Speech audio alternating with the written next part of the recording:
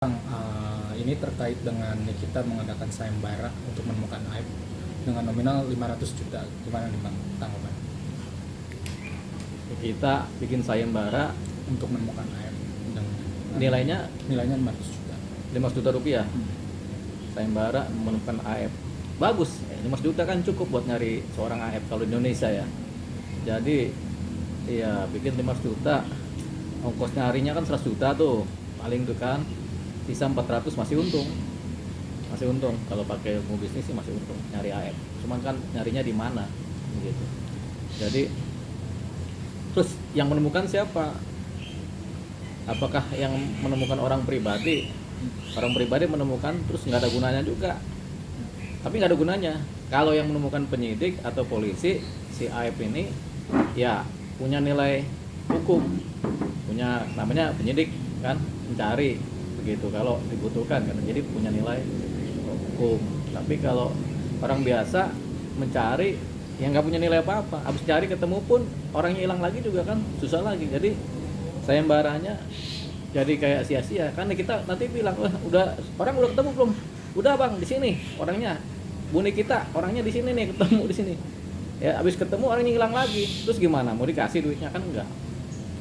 Jadi sayembara itu hanya bisa cocok diadakan di Amerika.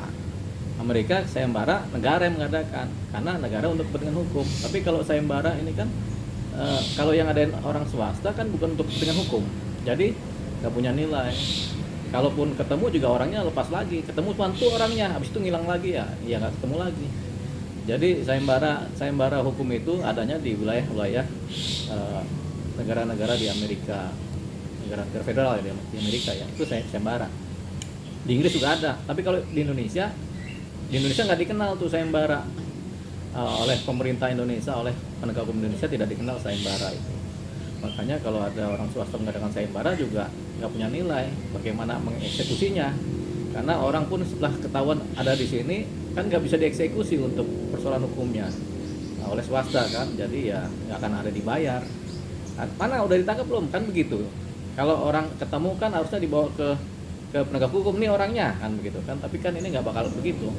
Nah, jadi itu sayembaraan boleh, namanya sayembaraan, dan punya potensi menggairahkan orang untuk mencari, walaupun ujungnya sia-sia ya pasti begitu.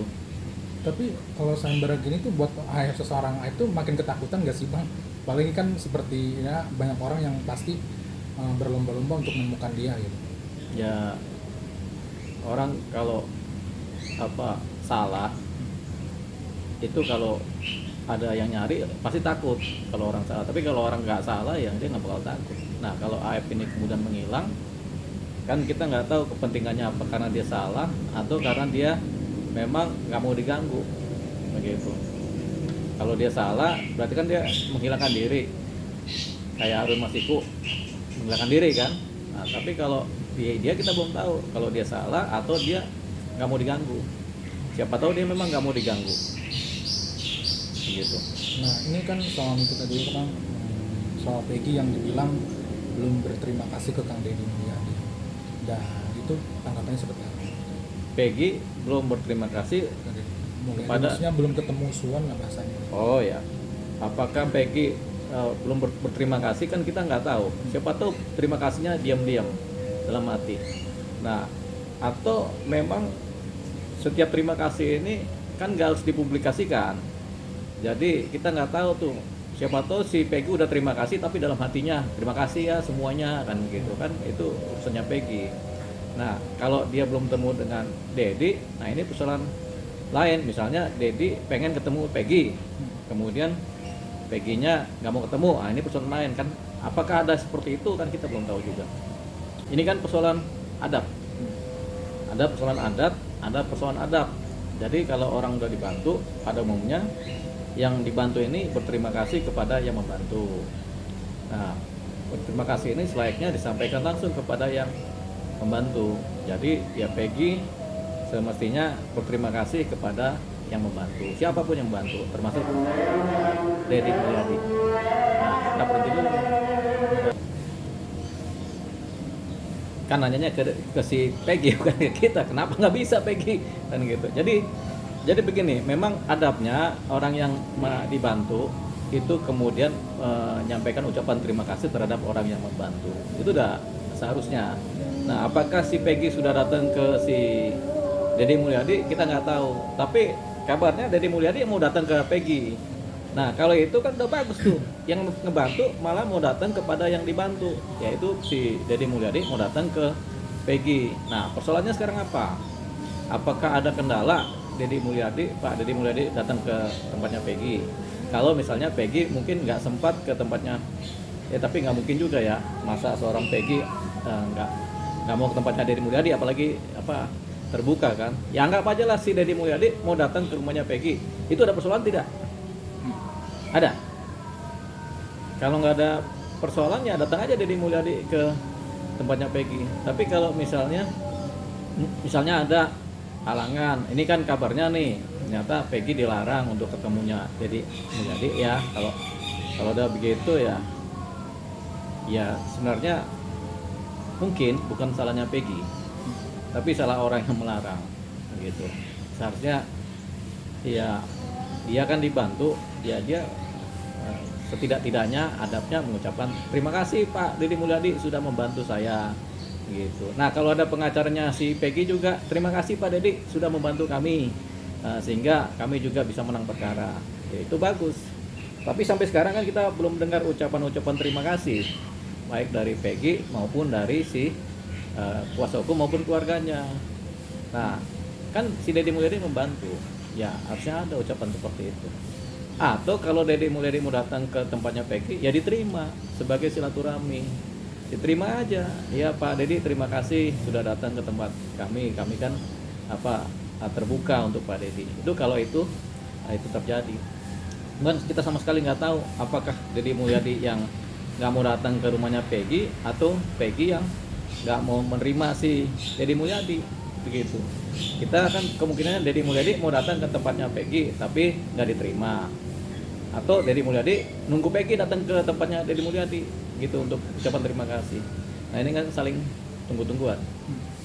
Tapi permasalahan ini kan Bang, antara Nikita mungkin sama Peggy sama kuasa hukum ini kan terus gonjang-ganjing ya, bisa dibilang mungkin memanas. Mungkin menurut Abang kedepannya harusnya gimana sih mungkin melihat kampus ini? Ini kita gonjang-ganjing sama Maksudnya tuh kayak permasalahan Nikita sama Peggy itu masih berlangsung gitu.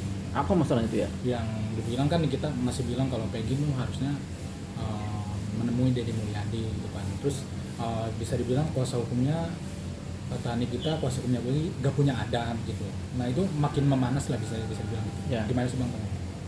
Ya, ini kan kita bicara antar cerita ke cerita, rumor ke rumor ya. Jadi kita bermain di wilayah rumor ya. Jadi kalau nih kita bilang si Peggy atau pengacaranya nggak punya adab karena tidak mau menerima si Pak Deddy Mulyadi ke rumahnya, kemudian cerita ini dibuktikan dengan fakta bahwasanya memang begitu, ya boleh jadi omongannya Nikita Mirzani itu masuk akal. Ya memang harusnya kan adabnya tadi yang kita bilang, orang yang dibantu kemudian sebaiknya berterima kasih kepada yang membantu. Ya lebih bagus itu perbantuan tadi, ya sudah cukup terima kasih kok, apa salahnya ucapan terima kasih. Ucapan terima kasih itu kan bisa diucapkan secara diam-diam kepada si penolongnya langsung, atau bisa terbuka di depan publik. Ya kami mengucapkan terima kasih, disorot sama media, atau diam-diam juga. Nah, kalau persoalannya sampai Nikita Mirzani bilang bahwasanya belum ada ucapan terima kasih, berarti Nikita sudah konfirmasi sama Bang Deddy Mulyadi bahwasanya ya memang belum ada ucapan terima kasih. Nah, apakah Pak Deddy ini harus kemudian disampaikan terima kasih Pak Deddy? Kan belum tentu juga bahwasanya Pak Deddy ini mau seperti itu. Jadi ya kan Deddy Mulyadi kan kelihatannya kan tanpa pamrih, dia menolong kan tanpa pamrih. Tapi sebenarnya mungkin bukan itu persoalannya, karena kita yakin Deddy Mulyadi menolong tanpa pamrih, tanpa pamrih apapun. Nah, mungkin Deddy Mulyadi ini pengen ketemu kali sama Peggy, pengen ketemu tapi kemudian nggak boleh. Apakah Peggy sendiri yang nggak mau, ataukah ada pihak lain yang tidak membolehkan Peggy untuk bertemu dengan Deddy Mulyadi? Nah, pengen ketemunya Deddy Mulyadi ini yang kemudian menjadi persoalan. Ya, akhirnya Deddy Mulyadi bilang, lah saya kan nolong juga kan tempat pamrih, tapi saya cuma pengen ketemu tuh, cuma ketemu orang ini, pengen ngobrolnya, nggak boleh kan begitu. Jadi akhirnya timbullah prasangka-prasangka dari Deddy Mulyadi, oh orang udah dibantu kok begini ya. Tapi bukan cuma persoalannya Peggy yang begitu, banyak persoalan-persoalan kita itu udah kita bantu orang juga orang nggak tahu terima kasih, banyak gitu. Nah prasangka-prasangka seperti ini timbul dari seorang Deddy Mulyadi, disampaikan ke atau dibaca oleh Nikita Mirzani sebagai suatu persoalan juga. Makanya Nikita Mirzani bilang, ini kayaknya nggak punya adab nih. Akhirnya kan jadi panas nih, secara rumor jadi panas. Tadi yang dibilang kan tadi rumor ketemu rumor kan, nah, jadi panas tadi. Nah, memang yang benar kalau begitu ya omongan si Nikita Mirzani benar juga dia tuh. Ya harusnya kan terima kasih dong kan gitu kan. Itu bacaan dari seorang individu. Dan kita juga bisa membaca begitu. Ya orang di mana-mana ya lazimnya orang yang sudah ditolong itu berterima kasih kepada orang yang menolong. Baik diminta maupun tidak. Baik secara diam-diam maupun secara terang-terangan. Ucapan terima kasih. Baik tanpa pamrih maupun dengan pamrih. Itu sebaiknya diajukan yang namanya ucapan terima kasih. Nah, kalau sampai ada yang melarang ya patut dipertanyakan dasar melarangnya seperti apa. Apakah ada kepentingan lain? Tapi ini kan kita juga sampai bilang membawa masalah soal profesi kuli bangunan gitu. Peggy ini hanya seorang kuli bangunan. Apakah dia sudah dibilang menghina seorang profesi kuli bangunan untuk Peggy? Ya, tendensi Peggy ini hanya seorang kuli bangunan. Itu kan pertama atribusi. Bahwasanya memang Peggy pekerjaannya adalah sebagai kuli bangunan. Nah, makanya tinggal melihat gaya bicaranya Nikita Mirzani, tendensinya seperti apa? Apakah tendensi atribusi atau tendensi menghina? Ini kan tergantung dari sudut pandang masing-masing kita menilai. Peggy kan cuma seorang kuli bangunan. Nah, itu kan tendensi seperti apa tuh? Gitu. Saya nggak berani menilai apakah itu menghina atau hanya sebagai atribusi. Tapi yang jelas itu masih dalam koridor. Kalau dianggap sebagai keadaan netral, ya itu adalah atribusi. Dia kan seorang kuli bangunan, hanya seorang kuli bangunan kan begitu kan. Ya itu namanya atribusi tapi negatif. Atribusi negatif karena kan Peggy hanyalah seorang kuli bangunan, kan atribusi itu tapi negatif tuh, tendensinya negatif. Nah, apakah masuk dalam kategori menghina? Tipis-tipis ke bawah. Tapi kalau misalkan untuk menghadapi dari pihak Peggy dan kuasa hukum dalam menghadapi permasalahan dengan kita, harusnya apa sih Bang kalau menurut Abang ya tadi Abang? Peggy dengan kuasa hukumnya mungkin untuk menghadapi permasalahan dengan Nikita gitu. Oh, mereka itu pertama sebenarnya ini tim pengacara Peggy maupun Peggy sendiri harus terbuka dan berlapang dada terhadap kritik. Yang kedua terhadap hinaan. Yang ketiga terhadap caci maki. Nah, saya masih beranggapan Nikita Mirzani menyampaikan kritik terhadap pengacara Peggy dan terhadap Peggy sendiri. Nah, dalam konteks kritik tadi ya harus ada namanya keterbukaan atau ya lapang dada menerima kritik. Kemudian termasuk melakukan yang namanya interkoreksi. Ya, interkoreksi itu mengkoreksi diri. Ya, baik Peggy maupun pengacaranya koreksi. Apa kami ada yang salah? Gitu. Jadi apa namanya tuh kalau kita mengkoreksi diri sendiri itu kan, introspeksi. Nah, itu yang paling tepat ya, kita mengintrospeksi diri kita. Jangan-jangan kita salah dalam bersikap tindak nih kemarin sehingga timbullah yang namanya kritik. Ini harus secara terbuka di internalkan oleh si Peggy maupun si kuasa hukum, melihat diri sendiri. Jangan-jangan kami ada yang salah. Nah, setelah melakukan introspeksi, tahu salahnya di mana, buru-burulah komunikasi dengan Nikita Mirzani. Untuk apa? Untuk membuat terang persoalan, untuk menjelaskan bahwasanya kami tidak anti kritik, kami juga kemudian bisa memperbaiki diri. Mari sama-sama kita bersinambung sinergi lagi, kan begitu. Jadi harus terbuka. Ya, timbullah yang namanya maaf memaafkan atau kemudian menceritakan duduk soal. Nah, ini harus ketemu nih antara Peggy sama kuasa hukumnya dengan si Nikita Mirzani. Ketemunya dalam konteks apa? Bisa ketemu fisik langsung berbicara, bisa juga lewat interkoneksi di media sosial untuk saling balas membalas, saut menyaut lewat media sosial. Yang intinya ya kami introspeksi diri, kami kemudian bisa terbuka menerima kritikan. Lain kali kami nggak begitu, kami terbuka. Ada persoalan apa nanti kami selesaikan bersama. Nah itu caranya. Ada saran nggak sih bang dari abang untuk Nikita Mirzani? Ya kalau Nikita Mirzani kan emang kritikus. Dia adalah public figure besar ya, public figure besar yang kemudian sudah punya nilai. Jadi setiap sikap tindaknya itu berpengaruh.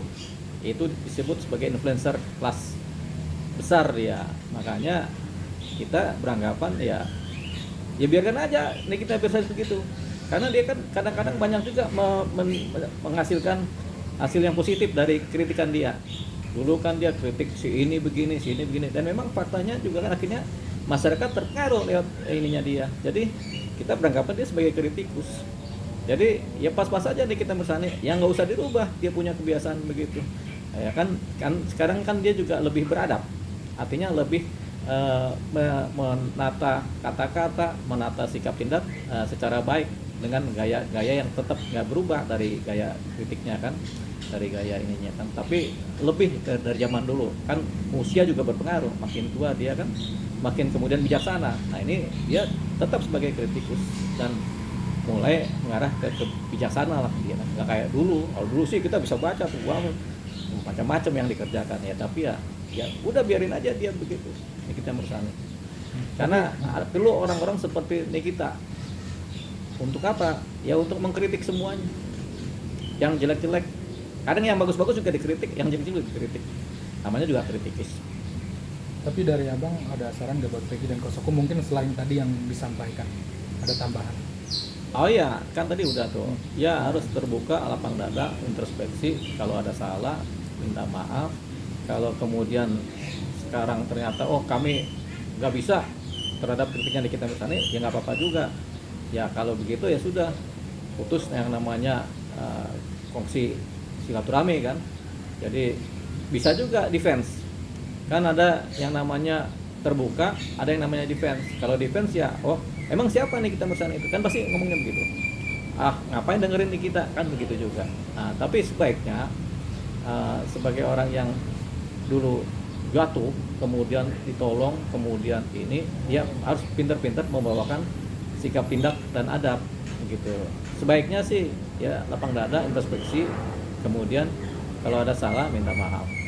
Nah, kalau ya itu nggak mau dikerjakan ya berarti kan defense. Ya defense ini kan hasilnya kan bukan tergantung mereka masing-masing lagi, tapi tergantung dari penilaian dari masyarakat. Masyarakat apakah menilai positif mereka atau negatif mereka? Masyarakat yang menilai. Nanti itu kan ada penilaian masing-masing. Nah, ada yang suka, ada yang nggak suka juga. Oke.